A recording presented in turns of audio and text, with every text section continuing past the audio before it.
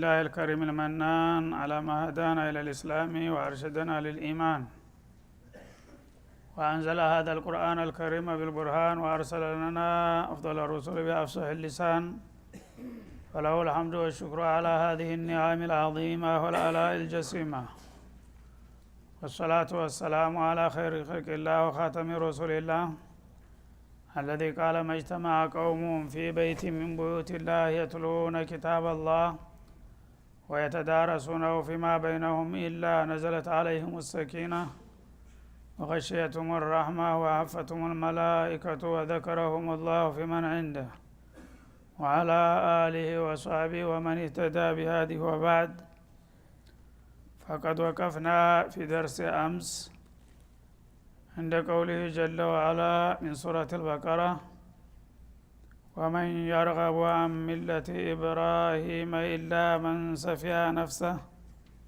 ولقد اصطفيناه في الدنيا وإنه في الآخرة لمن الصالحين. فلنبدأ من هنا. أعوذ بالله من الشيطان الرجيم. ومن يرغب عن ملة إبراهيم إلا من سفه نفسه ولقد اصطفيناه في الدنيا وإنه في الآخرة لمن الصالحين. إذ قال له ربه أسلم قال أسلمت لرب العالمين. ووصى بها إبراهيم بنيه ويعقوب يا بني إن الله اصطفى لكم الدين فلا تموتن إلا وأنتم مسلمون. أم كنتم شهداء إذ حضر يعقوب الموت إذ قال لبنيه ما تعبدون من بعدي قالوا نعبد إلهك وإله آبائك إبراهيم وإسماعيل وإسحاق إلها واحدا ونحن له مسلمون. تلك أمة قد خلت لها ما كسبت ولكم ما كسبتم ولا تسألون عما كانوا يعملون.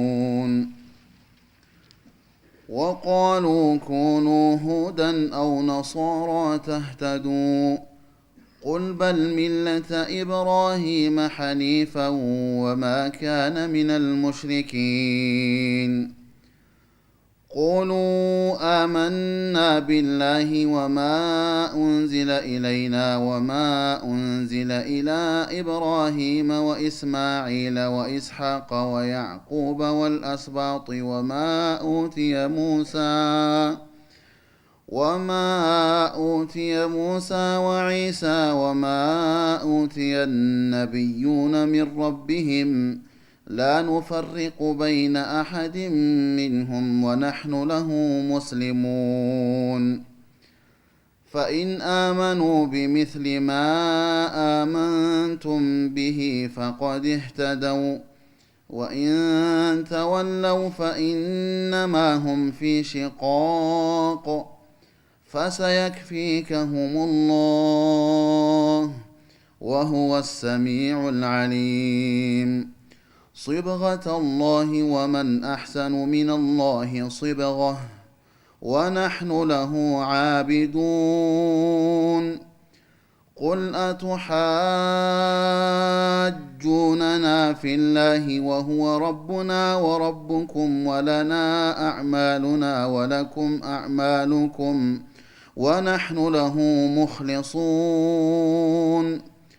أم تقولون إن إبراهيم وإسماعيل وإسحاق ويعقوب والأسباط كانوا هودا أو نصارى قل أأنتم أعلم أم الله ومن أظلم ممن كتم شهادة عنده من الله وما الله بغافل عما تعملون. تلك أمة قد خلت لها ما كسبت ولكم ما كسبتم ولا تسألون عما كانوا يعملون ومن يرغب عن ملة إبراهيم إلا من سفه نفسه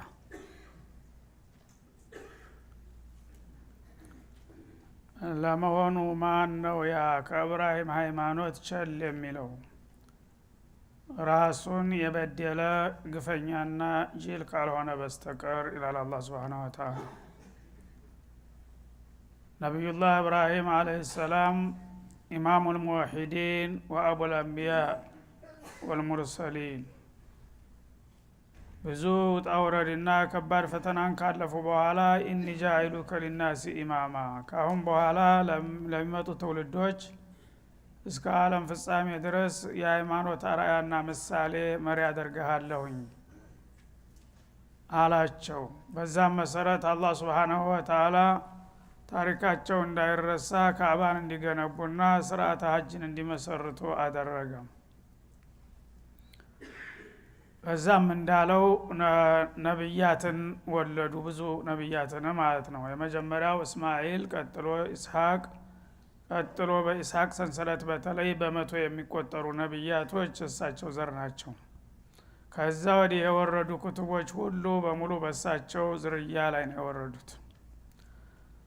እና ነብዩላህ ኢብራሂም እንግዲህ አላህ ለሰው ልጆች ሁሉ አርአያና ምሳሌ አድርጌሃለሁ ብሎ ከሾማቸው ከሳቸው ውጭ የሚመጣ ሰው ሁሉ ከሳቸው ፈለግ ማፈንገጥ አይጠበቅበትም። እንኳን ዘሩ ነኝ የሚለው ቀርቶ ሌላውም ቢሆን ኢማማችሁ ኢብራሂም ነው ከተባለ ተኢማሙ ተገንጥሎ የሚሄድ ያው አመፀኛ እንደሚሆን ነው ማለት ነው።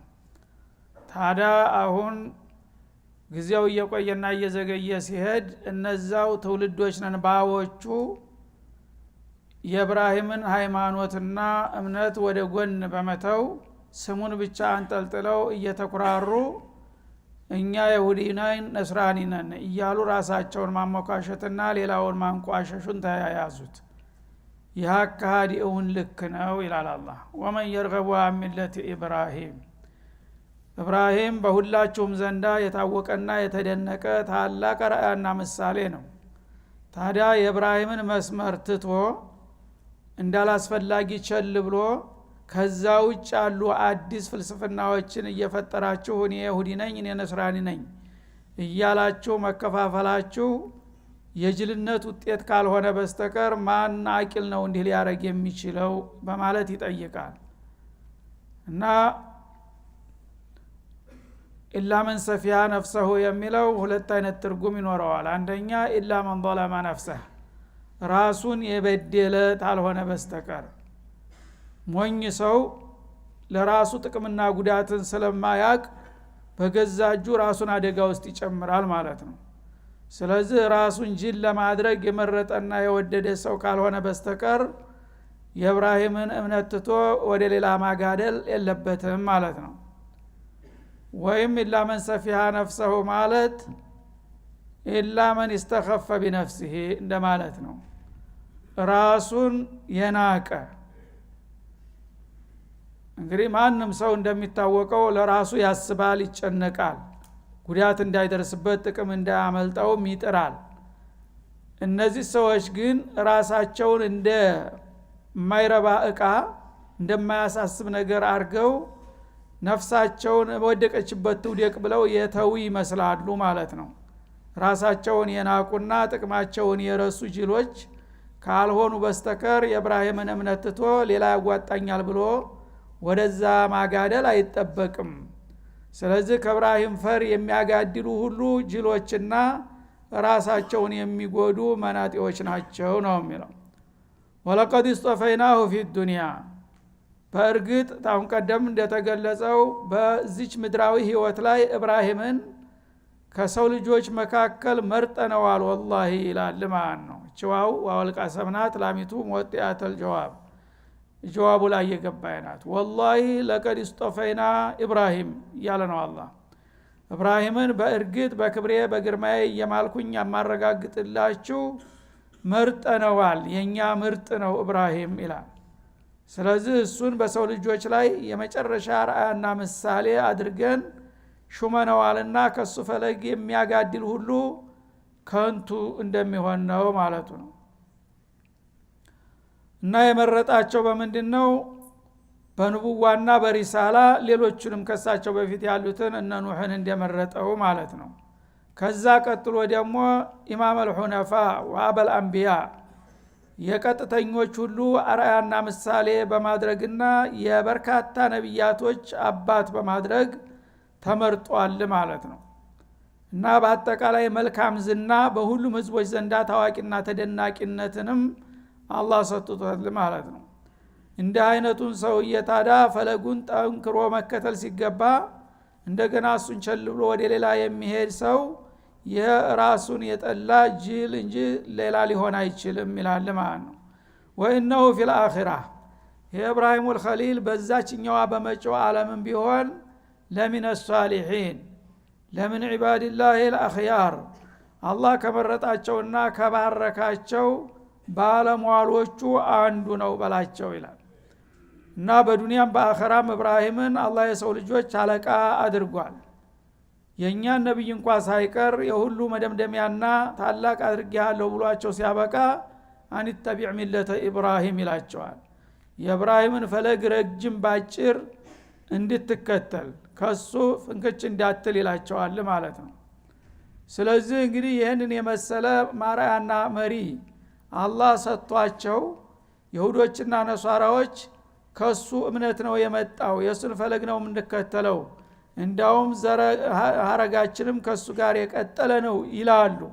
ግን ለምንድነው ታዲያ እሱን ፈለግ ያልጠበቃችሁትና ተውሂድ ያላከበራችሁት ሲባሉ የተለያየ ምክንያት ይፈጥራሉ ይላል። ይሄ ራሱን የጠላ ነፍሱን የናቀ ሰው አስተሳሰብ ነው። እና ኢብራሂም አለይሂ ሰላቱ ወሰላም አላህ Subhanahu Wa Ta'ala ብዙ ፈተናና መጣወረድ ካሳለፈባቸው በኋላ ፈተናውን በብቃት በመወጣታቸው አላህ ከዛ እለት ጀምሮ እስከ ዓለም ፍጻሜ ድረስ ለሚመጡ የሰው ልጆች ሁሉ አርአያና ምሳሌ አድርጌያለሁኝ የመጨረሻ ወዳጆች ከሚባሉትም አንዱ ነህ ብሏቸዋል። ወተኸዘላሁ ኢብራሂም ኸሊላ እንደሚለው ሱረቱ ኒሳ ላይ ማለት ነው። እና ይህን የመሰለ እንግዲህ አባት ያለው ሰው በእውነቱ እስከ ዓለም ፍጻሜ ድረስ የሱን ፈለግ ነክሶ መያዝና መከተል ነበረ የሚጠበቅበት። እነዚህ ጅሎች ግን ይህንን እምነትና ፈለግ ትተው እንደገና ራሳቸው በፈጠሩት ፍልስፍና አንዱ ይሁዲ ነኝ ሌላው ነስራኒ ነኝ እያሉ ይዘራጠጣሉ። ከዛም አልፈው እንዳውም ከነሱ ውጭ ያለው ዋጋ ቢስ አድርገው በመፈረጅ እኛንን ያላህ ወዳጆችና ልጆች እያሉ ያቅራራሉ። ይህ የጅሎች ዜማ እንጂ ሌላ አይደለም ይላል አላህ Subhanahu Wa Ta'ala። አሁን ኢብራሂምን በትክክል ብትከተሉት ኑሮ እርግጥም ሊኮራበት የሚገባ አባት ነበረ። ግን ስሙን ብቻ አንጠልጥላችሁ በተግባሩ ከሱ ባሻገር ከሆናችሁ ይህ የጅሎች አካሃር ነው እንጂ ጤናማ አስተሳሰብ አይደለም ማለቱ ነው። ወኢነሁ ፊል አኺረቲ ለሚነ ሷሊሒን እና ኢብራሂም በመጪው ዓለም ተሷሊሖች ነው ይላል። ሷሊህ የሚለው ቃል በአሁኑ ጊዜ ሰዎች እንደቀላል ያውታል። ገሌ ሷሊህ ነው ሲባል ቢሰማ ሷሊህ ሶላት የሚሰግደው ሁሉ ሷሊህ ነው እኛ የምናደርገው ማለት ነው። ታዲያ ኢብራሂም አንድ ሽማግሌ ያህል ነው ማለት ነው። ሷሊህ የምትለው ቃል ግን በአላህ አባባል ልዩ ትርጉም አላት። የመጨረሻ የደጎችና የባለሟሎች ቁንጮ ከሆኑት አንዱና ዋነኛው ነው እያላቸው ነው ማለት ነው።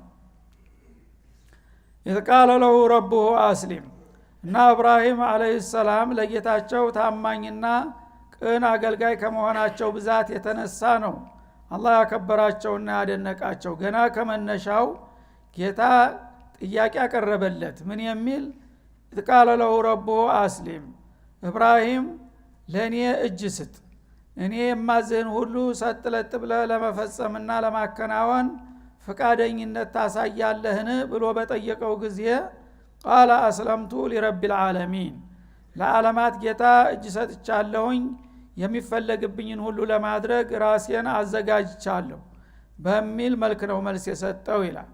እንግዲህ አንድ ሰው የፈለገው ቅን ቢሆን የማያውቀውን ነገር ላዝህ ነውና የማዝህን ነገር ለመቀበል ተዘጋጅ ስትለው ቢያንስ የምችለው ከሆነ ትላለህ ማለት ነው።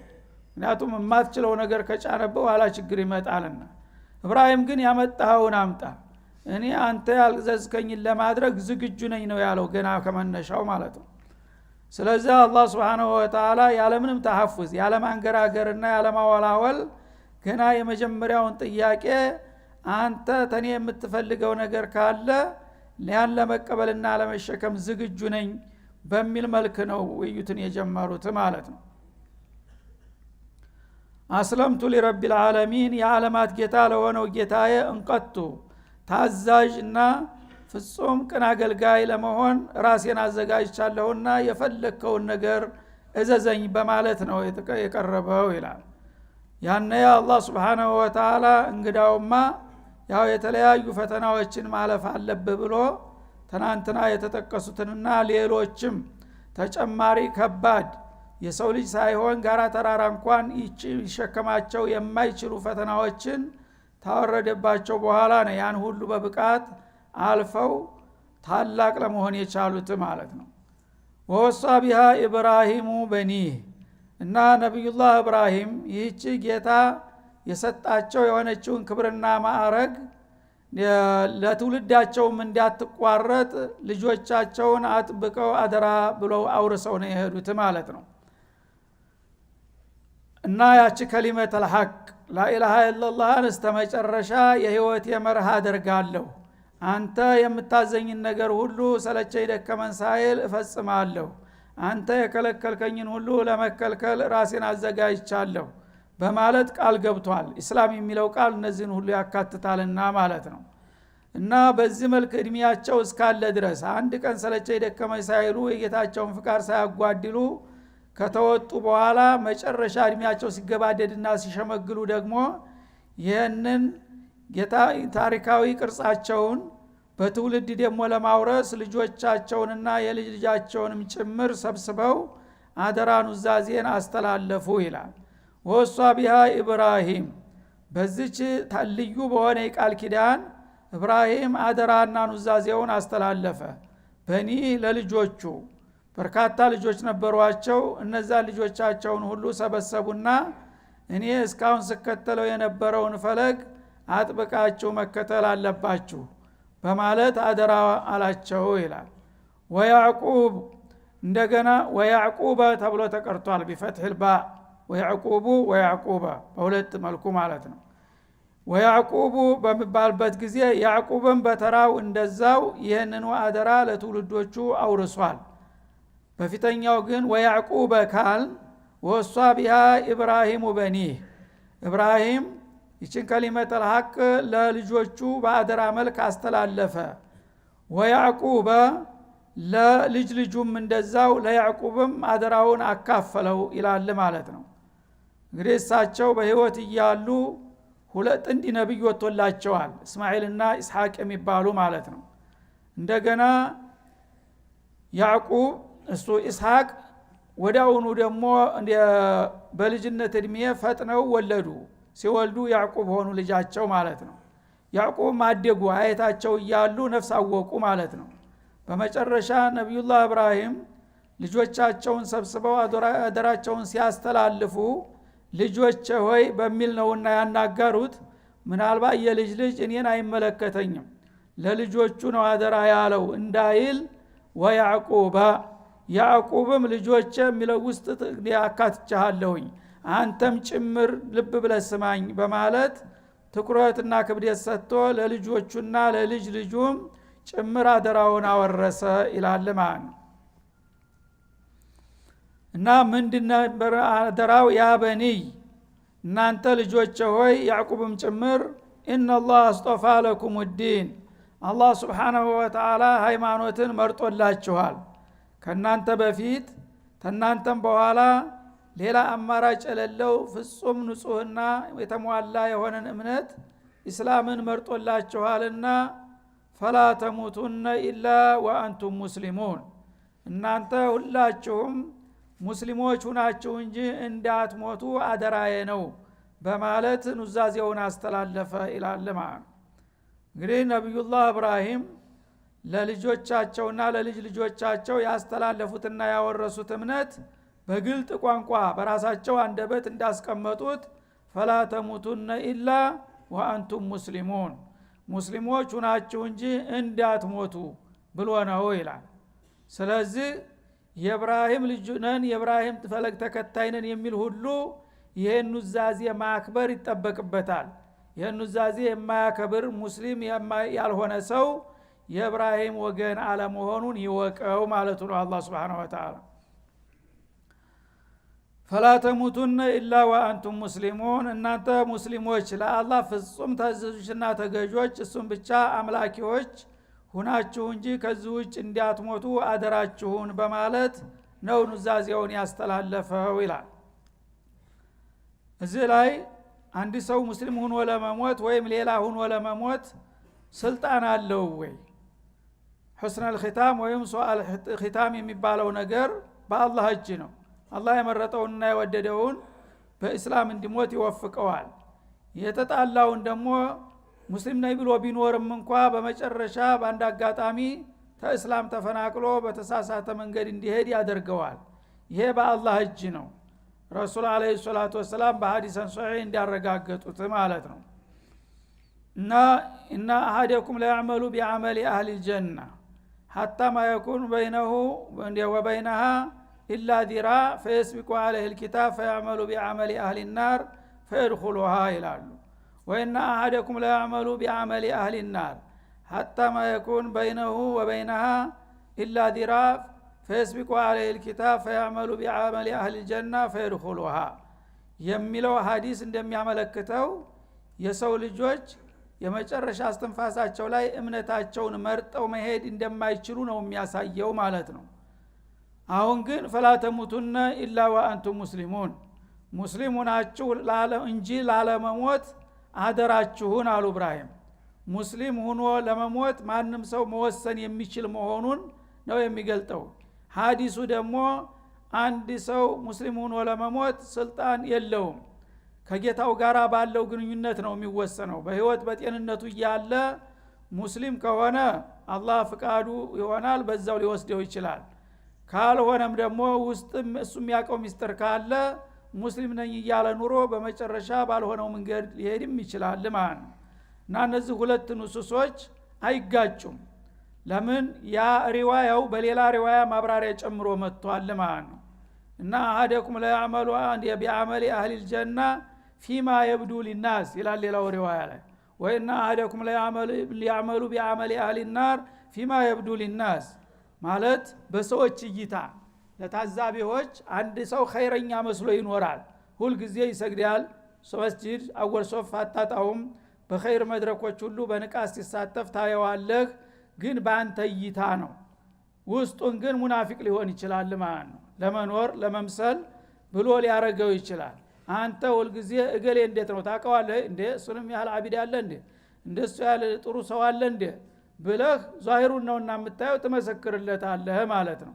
ሌላው ደግሞ በተቃራኒው ብዙ ጊዜ በኸይር መድረክ ላይ ሲታተፍ አታየውም። ውስጡን ግን እሱ በሚያውቀው አንተ በማታየው መልክ ከጌታው ጋር ጤናማ ግንኙነት ሊኖረው ይችላል ማለት ነው። ስለዚህ በሐቂቃ የሰው ልጅን ማንነት ባለቤቱ ነው የሚያውቀው። እና በዚህ መልክ ይቆይና በመጨረሻ ኬላ ላይ ሲደርስ ግን ያቺ ተጨባጯ ሁኔታ ትመጣለች ማለት ነው። ዛሂሩም ባጢኑም ጥሩ የሆነ ሰው አላህ ያውቃልና ኢነላህ ላ ዩዲዑ አጅረ መን አሕሰነ አመላ ለሱ ብሎ የደከመና የባተለን አይጥለውም። በዛች በጭንቅ ሰዓት አንተ ወዳጀነህና ከእስላም ውጭ መሞት የለብህም ብሎ ያስተካክለዋል ማለት ነው። ሌላው አስመሳውና አታላዩ ግን አንተ ሰዎችን አስመስልና አታል እንጂ እኔማ ማንነትህን አውቃለሁ አንተ ጀነት አትሄዳት የሚልና በመጨረሻ ከሊመተል ኩፍር ወይም አመለል ኩፍር ሰርቶ እንዲሰናበት ያደርገዋል ማለት ነው።